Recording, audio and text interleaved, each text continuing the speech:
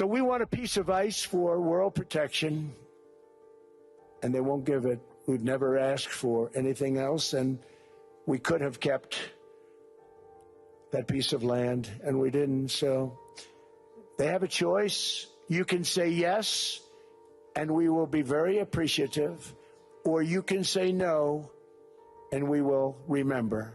An American invasion of Greenland would absolutely kill whatever is left of NATO.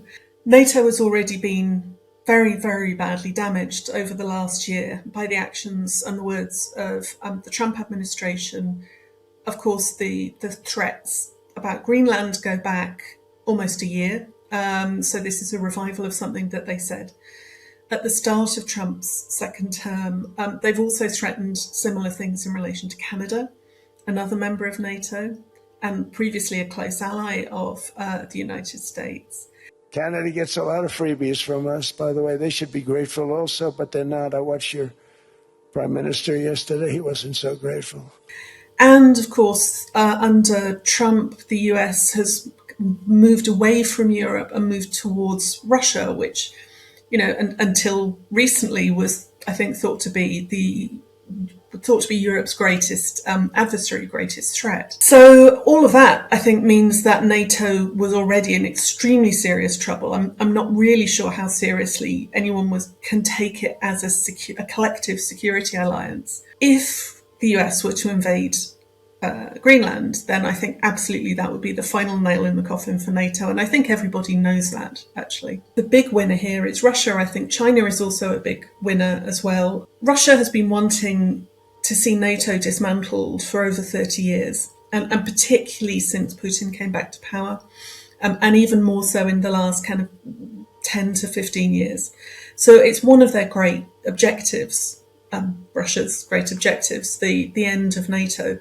And nothing Russia could do could actually cause that to happen. But it seems as if the United States is bringing about what Russia has always wanted. Putin would benefit a lot from the death of NATO. We can already see that the Russians are very, very happy about what's happening. They've been celebrating it. That's going to go on, I think. Firstly, it's a big political win for Putin because it gives him something he's always said that he wanted. And Russia is coming up to 4 years of war in Ukraine, and it still hasn't managed to win or get anywhere close to winning. So this would be a big bonus, I think, for Russia. But also, of course, it means without NATO, unless something else is put in place, which I think will happen in the longer term, but in the shorter term, individual European NATO states are much, much more vulnerable without NATO. They're much more vulnerable without a secure American presence, support from America.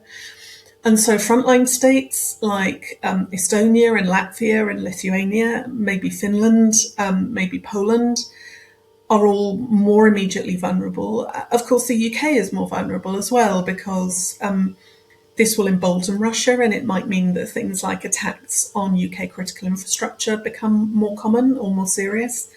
So everybody in Europe, I think, including the UK, looks a lot more vulnerable to Russia as a result of this.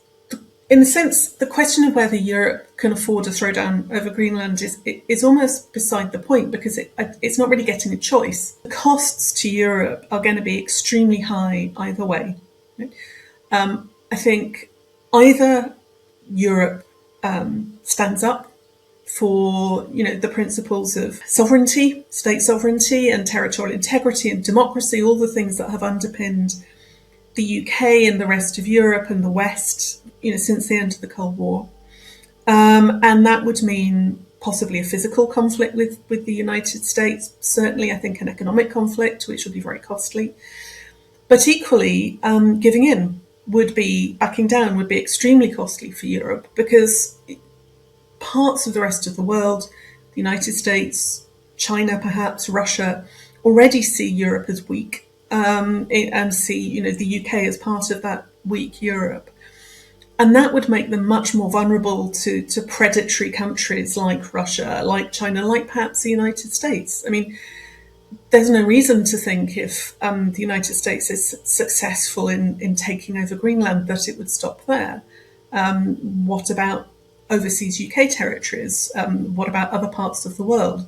Everybody becomes more vulnerable. So the costs are absolutely huge either way, unless the Trump administration can be persuaded somehow to rethink, to back down.